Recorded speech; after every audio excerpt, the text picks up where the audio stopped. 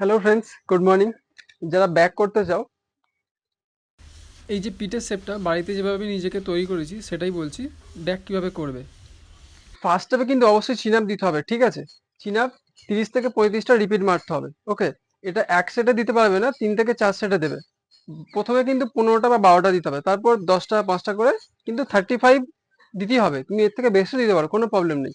চিন up is must. আমি নিজেকে যেভাবে তৈরি করেছি, এবং কেউ যদি চিন আপ দিয়ে নিজের শরীর ওপর দিকে এরকম করে তুলতে পারে চিন আপ দেওয়ার, তো সেম ওয়েটে অন্য পার্সনকে কিন্তু ছুঁড়ে ফেলার ক্ষমতা রাখে। এটা কিন্তু ম্যাটার করে, ঠিক আছে? চিন আপ 30 থেকে 35টা দিতে বলেছি, ওটা নয়, তার থেকে তুমি বেশিও দিতে পারো। যত বেশি দেবে তত তাড়াতাড়ি পিঠ চওড়া হতে সাহায্য করবে তোমাকে।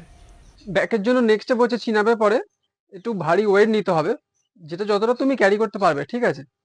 এটাই বাড়িতে নিজেই তৈরি করেছি, ঠিক আছে? তুমি দেখেছো হয়তো তোমরা সবাই।